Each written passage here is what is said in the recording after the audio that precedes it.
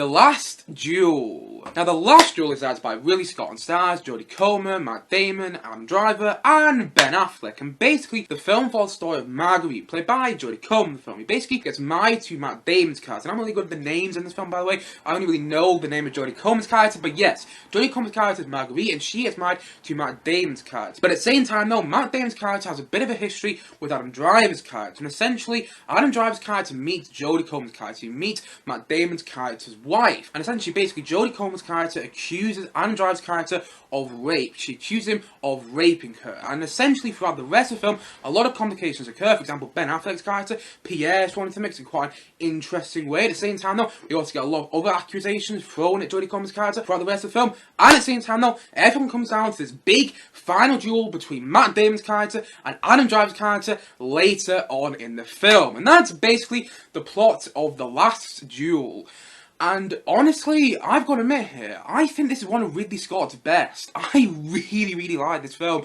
And I just thought it was so enjoyable to watch and so fantastic. Honestly, the film is great in my opinion. I really liked it. However, that's not to say it doesn't have its issues in there. I do think the film is too long. I do think there are some sections you could easily cut out of the film. I do think there are some big sections you could easily cut out. And at the same time though, I do think that in some small moments the CGI isn't done to the best of its ability. Like, it doesn't always look realistic. A lot of the film does look realistic of the time, in the 13th century. I do think a lot of the film looks like it does take place in the 13th century. But I've just got to admit, some of the CGI just didn't hold up the best. And at the same time though, it's a long film, and you do feel the length of the film, because in the end, this film is 2 hours and a half, and you do feel it. But saying that though, I think it's great, even with all its problems, even with all its like totally inconsistent moments, and even with some of the pacing issues that the film has.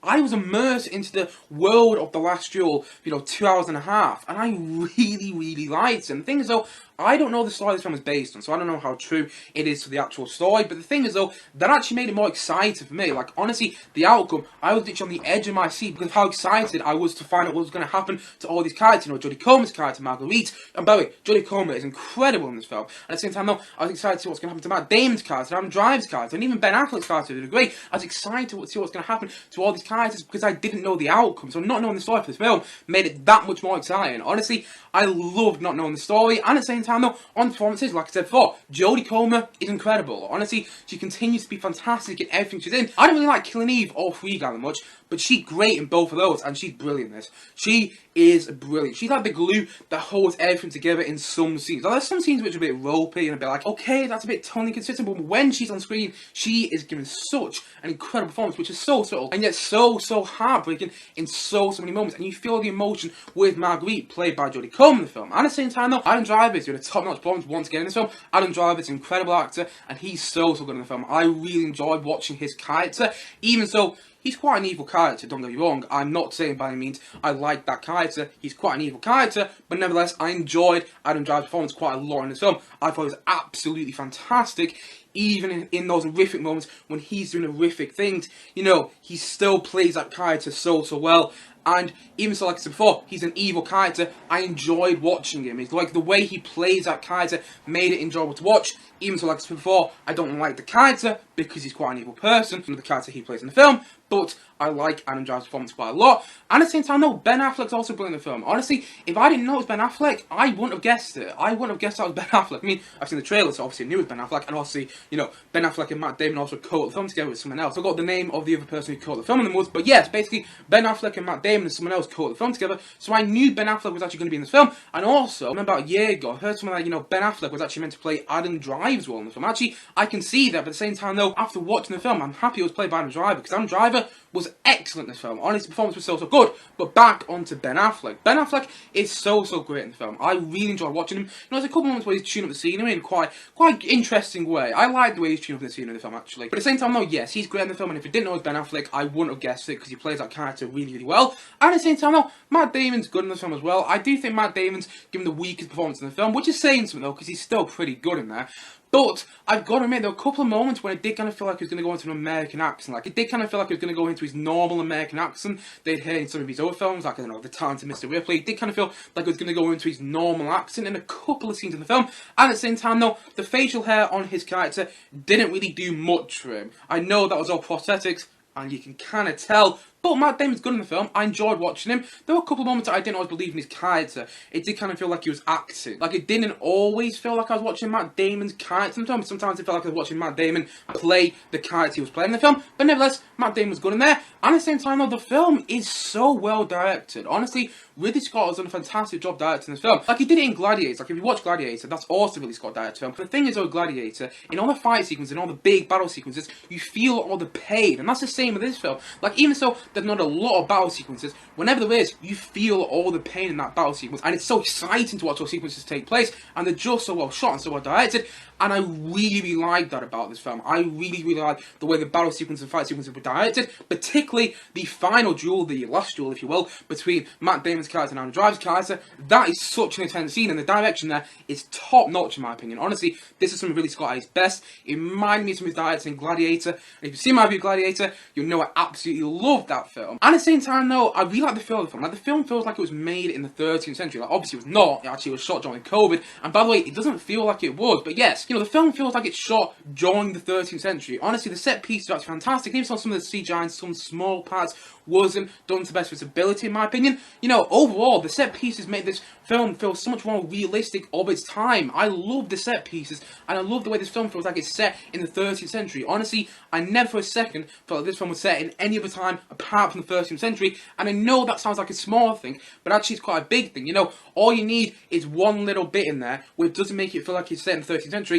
and then your immersion is lost in the film, but actually, there's none of that in this film. Honestly, I sat there, and I felt like I was watching this period film all in the best way possible. Honestly, the set pieces were absolutely fantastic, and at the same time, though, another reason I thought the set pieces worked was, funny enough, the musical score by Harry Gregson Williams. Honestly, Harry Gregson Williams' musical score is brilliant. Like, you really feel like it's a medieval score. It's a proper medieval score, and it works so well. Honestly, Harry Gregson Williams did an absolutely fantastic job with the musical score for this film.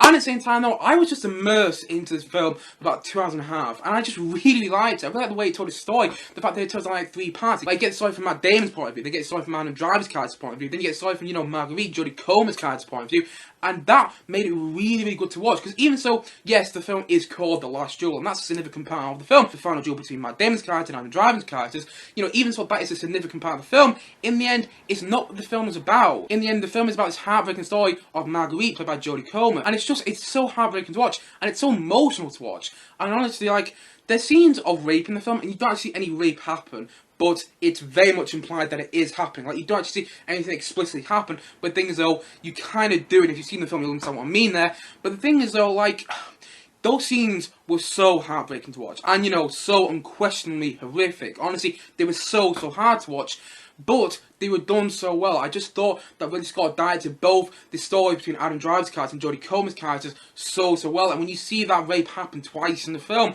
yes, it's very much heartbreaking to watch, but at the same time, no, it's so well directed that I just sat there and I was almost crying because of the emotion that was happening in that scene. Honestly, it was so brilliant. And right then, I knew that the film was working for me, because if the emotion was working, I knew the rest of the film was working. And honestly, like I said before, it's not a film about the last duel. Yes, that's a significant part of the film, but that's not what the film is about. It's about this heartbreaking story with Jodie Comer's character Marguerite, which is so incredible. Honestly, Jodie Comer is so brilliant in the film. She really is. And at the same time, though, all the performances are fantastic as well. You know, even so Matt Damon is given the weaker performance in the film, he's still great in there, in my opinion. And I really enjoyed the film as a whole. Yes, it is a heartbreaking story in the end, but at the same time, though, it's got some really fun moments in there. It's actually a fantastic watch. And even so, in some moments, it is slow, and it's not going to be for everyone.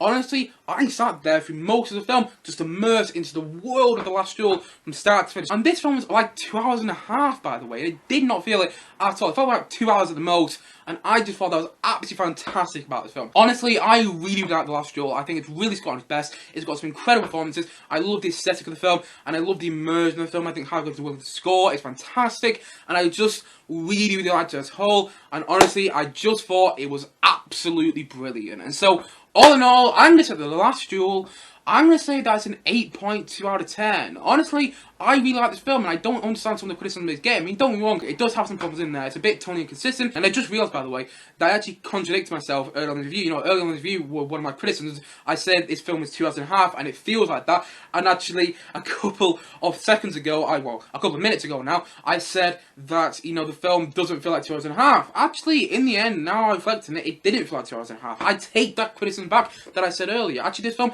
does not feel like it was 2 hours and a half. It feels like it was about 2 hours, and in such a good way. Honestly, I really, really liked it, and I just don't understand the criticism it's getting. I mean, don't get me wrong, it's not for everyone, and all film is subjective. You know, everyone has their own opinion of the film, and that's fantastic. If you didn't like The Last Duel, that's fair enough. I'm not trying to force you to like it, but at the same time, no, I just don't understand why you didn't, because honestly, I just thought it was absolutely great, and such a fantastic watch. And even though some of the writing isn't the best, and even though there are some big problems in there, in the end, those big problems didn't really matter for me, because I sat there, immersed into the world of The Last Duel for 2 hours and a half, and you know what? That's what I take from the film. I never felt bored throughout all this film. And this film is long, by the way, and I never felt bored in any of it.